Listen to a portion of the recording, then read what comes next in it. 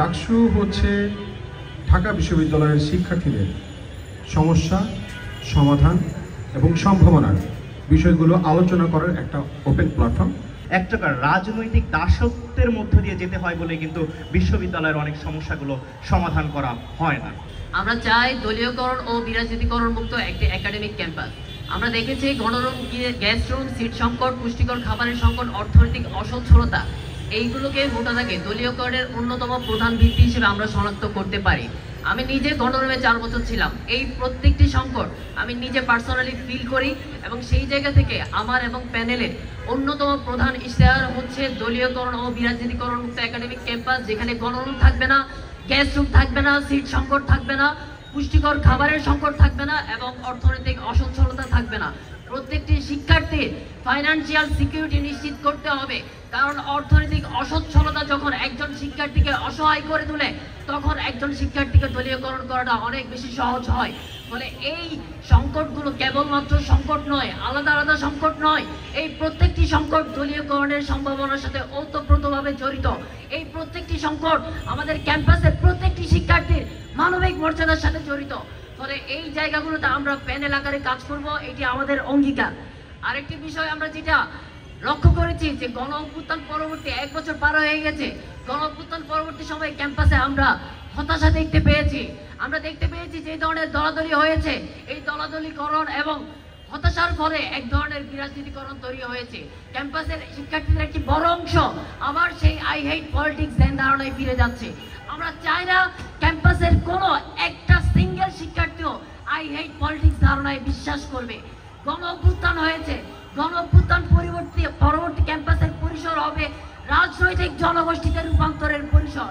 ঢাকা বিশ্ববিদ্যালয়ের কাজ এবং ডাকসুতে যারা জিতে আসবেন তাদের প্রত্যেকের কাজ ক্যাম্পাসের প্রত্যেকটি শিক্ষার্থীকে রাজনৈতিক জনগোষ্ঠী থেকে রূপান্তরিত করা। মানে এইটি আমাদের অন্যতম পরিকল্পনা এবং প্রধান পরিকল্পনা। ধন্যবাদ জাহেদ আহমেদকে। সবাইকে অনেক অনেক শুভেচ্ছা। আজকে আমরা যে উদ্দেশ্যে এখানে এসেছি, আমরা সবাই এখানে যারা এসেছে সবাই ডাকসু কেন্দ্রিক এবং সবাই এজিএস পদপ্রার্থী এবং ঢাকা বিশ্ববিদ্যালয়ের শিক্ষার্থীদের অধিকার আদায় রক্ষার কথা বলার জন্য এখানে সবাই এসেছি।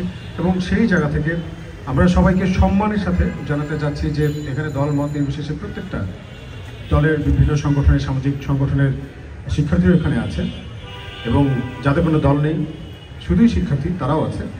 তো সবাইকে শুভেচ্ছা জানিয়ে এখানে আমি আমার জায়গা থেকে বলতে চাই যে ডাকসু হচ্ছে ঢাকা বিশ্ববিদ্যালয়ের শিক্ষার্থীদের সমস্যা সমাধান এবং সম্ভাবনার বিষয়গুলো আলোচনা করার একটা ওপেন প্ল্যাটফর্ম। এই প্ল্যাটফর্মে আমরা সিদ্ধান্ত নেব আমাদের আসলে কি দরকার, আমাদের সংকটগুলো এবং এটা সমাধানের উপায় কি কি, সেটা আমরা বিশ্ববিদ্যালয় প্রশাসনের সাথে কথা বলবো। বিশ্ববিদ্যালয় প্রশাসনের চোখে চোখ রেখে আমরা আমাদের অধিকারটাকে আদায় করে নেব এবং বিশ্ববিদ্যালয় প্রশাসনের সাথে আমরা সেই সকল বিষয়গুলো নিয়ে আমরা যুক্ত হব যেগুলো আমাদের সম্ভাবনার পথ উন্মোচন করে।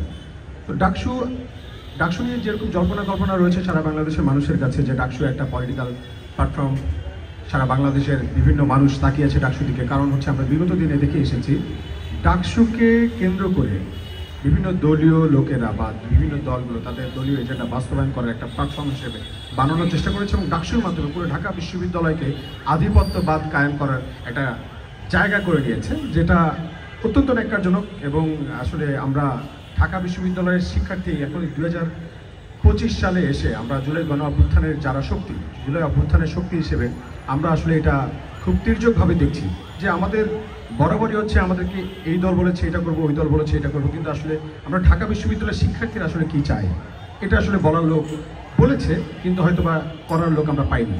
আমি হাসিবুল ইসলাম, স্বতন্ত্র এজিএস পদপ্রার্থী। তো ঢাকা বিশ্ববিদ্যালয়ে আজকে যারা উপস্থিত হয়েছেন সকলে এজিএস পদপ্রার্থী, সকলের বক্তব্যে আসলেই আমাদেরকে মুগ্ধ করে। সকলের চিন্তার মাঝে বৈচিত্র্য রয়েছে এবং এই যে বৈচিত্র্যটা রয়েছে এটি আমাদের ঢাকা বিশ্ববিদ্যালয়ের আসলে সৌন্দর্য। ঢাকা বিশ্ববিদ্যালয়ে মত প্রকাশের স্বাধীনতা থাকবে, ঢাকা বিশ্ববিদ্যালয়ে যারা শিক্ষার্থী রয়েছে তারা স্বাচ্ছন্দ্যে মত প্রকাশ করতে পারবে এবং এই মত প্রকাশই আমাদের ঢাকা বিশ্ববিদ্যালয়কে অনেক দূরে এগিয়ে যাবে এবং আগামী বাংলাদেশকে নেতৃত্ব দেবে। তো ডাকসু নির্বাচন 2025 অনেক বাধা বিপত্তি অতিক্রম করে লড়াই সংগ্রামের মধ্যে দিয়ে কি আগামী 9 সেপ্টেম্বর ডাকসু নির্বাচন হতে যাচ্ছে। এই ডাকসু নির্বাচনের মধ্যে দিয়ে আমাদের গণতান্ত্রিক বাংলাদেশের সূচনা হবে বলে এটা আমরা বিশ্বাস করি। দেখুন, আসলে আমাদের ঢাকা বিশ্ববিদ্যালয়ের যেই সমস্যাটা সবচেয়ে বড় সমস্যা, দেখুন আবাসিক সমস্যা রয়েছে, আমাদের খাদ্যের সমস্যা রয়েছে, কিন্তু এই সমস্যাগুলো আসলে কেন সমাধান করা হয় না, এই প্রশ্নটাও কিন্তু আমাদের এখন করার সময় এসেছে। আমাদের সমস্যাগুলো সমাধান করা হয় না কেননা এইখানে আসলে বিভিন্ন জাতীয় রাজনীতির একটা ইম্প্যাক্ট কিন্তু এই ঢাকা বিশ্ববিদ্যালয়ে রয়েছে, এবং ঢাকা বিশ্ববিদ্যালয়কে দলীয়করণ করার কারণে কিন্তু এবং বিশ্ববিদ্যালয় শিক্ষার্থীদের একটা রাজনৈতিক দাসত্বের মধ্য দিয়ে যেতে হয় বলে কিন্তু বিশ্ববিদ্যালয়ের অনেক সমস্যাগুলো সমাধান করা হয় না। তো ঢাকা বিশ্ববিদ্যালয়ের যদি আমরা পূর্ণ স্বায়ত্তশাসন নিশ্চিত করতে চাই, সেক্ষেত্রে আমাদের সবচেয়ে বেশি প্রাধান্য দিতে হবে যে বিষয়টা, সেটা হচ্ছে ঢাকা বিশ্ববিদ্যালয়ে যে প্রশাসনিক পদগুলো রয়েছে, ভিসি, প্রক্টর, প্রভোসহ সকল প্রশাসনিক পদে যেই রাজনৈতিক দল যখন ক্ষমতায় যায় তারা তাদের দলীয়করণ করার জন্য, ঢাকা বিশ্ববিদ্যালয়কে দলীয়করণ করার জন্য এই প্রশাসনিক পদগুলোতে তাদের দলের সবচাইতে আস্থাভাজন শিক্ষকদেরকে তারা নিয়োগ করে, যার ফলে শিক্ষার্থীদের স্বার্থ এবং শিক্ষার্থীদের প্রত্যাশা উপেক্ষিত হয় এবং দলীয় এজেন্ডা বাস্তবায়ন হয় এবং শিক্ষার্থীদেরকে এক প্রকার জিম্মি করে রাখা হয়। আমরা পূর্ববর্তী সময়েও দেখেছি যে গেস্টরুমে কোনো শিক্ষার্থী নির্যাতনের শিকার হলে সেই নির্যাতনের বৈধতা কিন্তু ওই হলের প্রভোস্টই দিত। সুতরাং আমরা যদি ঢাকা বিশ্ববিদ্যালয়ের পূর্ণ স্বায়ত্তশাসন নিশ্চিত করতে চাই, তাহলে যেই ক্ষমতাসীন দলের রাজনৈতিক আধিপত্য সেটাকে কমিয়ে আনতে হবে এবং বন্ধ করতে হবে। আমি মোহাম্মদ জাবির আহমেদ জুবেল, প্রতিরোধ পর্ষদের সহ সাধারণ সম্পাদক প্রার্থী। আমি শুরুতেই যে কথা দিয়ে শুরু করতে চাই যে আমরা আসলে এই ক্যাম্পাসে কি করতে চাই বা আমি আসলে কি করতে চাই। প্রথমত যে জিনিসটা করতে চাই, বিশ্ববিদ্যালয়ের সংকটের ক্ষেত্রে প্রধান যে সংকট হিসেবে আমরা দেখি সেটা হচ্ছে রাজনৈতিক সংকট। যে রাজনৈতিক সংকটের কারণে প্রতিনিয়ত ঢাকা বিশ্ববিদ্যালয় এবং এই বিশ্ববিদ্যালয়ের শিক্ষার্থীদেরকে প্রতিনিয়ত দেখা যাচ্ছে একটা জটিলতার মুখোমুখি হতে হয় এবং প্রতিনিয়ত তার অধিকার থেকে তাকে বঞ্চিত থাকতে হয়। আমরা দেখতে পাই যে বিশ্ববিদ্যালয়ের প্রতিনিয়ত যে মারামারির ঘটনা ঘটে, সিট দখলের ঘটনা ঘটে, পাও খাওয়ার ঘটনা ঘটে, চাঁদাবাজির ঘটনা ঘটে, কিংবা নারী হেনস্থার ঘটনা ঘটে, প্রত্যেকটার ক্ষেত্রেই একটা বড় অংশেই দায়ী থাকে রাজনৈতিক দলের নেতাকর্মীরা, এবং সেই রাজনৈতিক দলগুলো থেকে সাধারণত হচ্ছে ক্ষমতাসীন রাজনৈতিক দল এবং ক্ষমতার সাথে অঙ্গীভূত রাজনৈতিক দলসমূহ। আমরা এই ক্যাম্পাসে সন্ত্রাস দখলদারিত্বের রাজনীতির অবসান ঘটাতে চাই, আমরা এই ক্যাম্পাসে নারী হেনস্থার ঘটনা অবসান ঘটাতে চাই, আমরা এই ক্যাম্পাসে সকল ধরনের ফাও খাওয়া, এই কেন্দ্রের চাঁদাবাজির ঘটনার অবসান ঘটাতে চাই। সেই অবসান কল্পে আমরা মনে করি যে ক্যাম্পাসে একটা ক্যাম্পাস চার্টার নির্মাণ করতে হবে। সেই ক্যাম্পাস চার্টারের মাধ্যমে একজন শিক্ষার্থী হিসাবে শিক্ষার্থীদের যে শাস্তি, অপরাধমূলক কর্মকাণ্ডের যে শাস্তি, সেই শাস্তি পাবে। একই সাথে এই শাস্তি দিতে কিংবা হচ্ছে এই ধরনের ঘটনার সাথে কোনোভাবে প্রশাসন জড়িত থাকলে প্রশাসনকেও শাস্তির মুখোমুখি হতে হবে, শাস্তির মধ্যে নিয়ে আসতে হবে।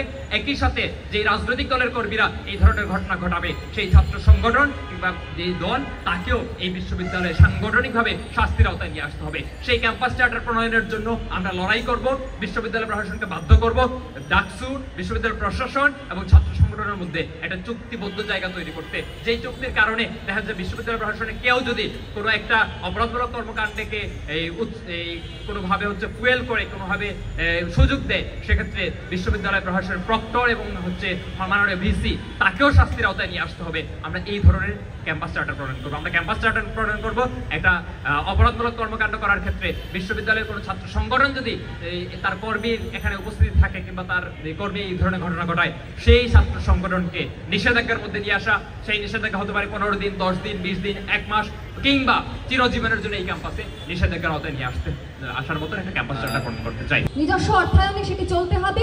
বেতন ফি বৃদ্ধি, আবাসিক ডাইনিং চার্জ বৃদ্ধি, বিশ্ববিদ্যালয়ের অবকাঠামো ব্যবহার করে বিভিন্ন বাণিজ্যিক কোর্স চালু করা এবং আগামী 20 বছরে সরকারি ব্যয় 20% কমানো।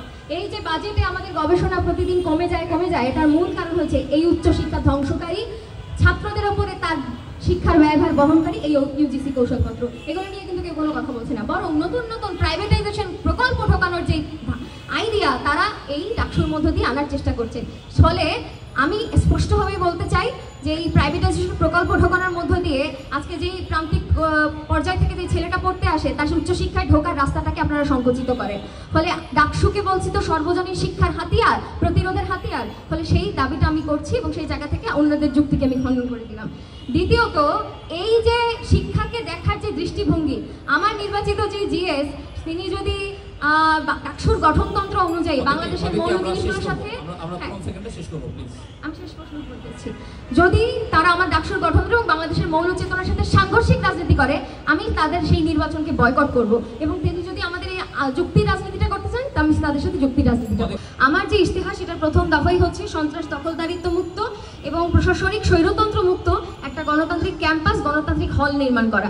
ফলে ছাত্র রাজনীতি হইতে হবে প্রকাশ্য, গণতান্ত্রিক, বাংলাদেশের মৌল চেতনার সাথে সামঞ্জস্যপূর্ণ, এবং সেইখানে প্রত্যেকটা হলে, প্রত্যেকটা ক্যাম্পাসের ফ্যাকাল্টিগুলোতে একটা মানে মনিটরিং সেল চালু করা। যেই রাজনীতি নারীদেরকে নিপীড়ন করার রাজনীতি, যেই রাজনীতি নারীদের বিদ্বেষী রাজনীতি, সেই রাজনীতি এখানে কোনো মার্চ করতে পারবে না। তার বিরুদ্ধে মনিটরিং সেলগুলো চালু করা, এবং সেখানে প্রশাসন এবং দলীয় শিক্ষার্থী হোক এবং দলীয় সক্রিয় রাজনীতি করা মানুষ হোক, তাদের ত্রিপক্ষীয় ভিত্তিতে এই মনিটরিং সেল কাজ করবে, তাদের প্রশাসনিকভাবে তাদেরকে সহযোগিতা করবে। এবং এর পাশাপাশি আরও অনেক রকম বিষয়ে তারা গুড উইশ দেখাচ্ছেন। সে জায়গা থেকে আসলে বলা যে গুড উইশ ভালো, কিন্তু ওই রাজনীতিকরণের বাইরে গিয়ে অনেক ভালো কথা বললে এই সরকার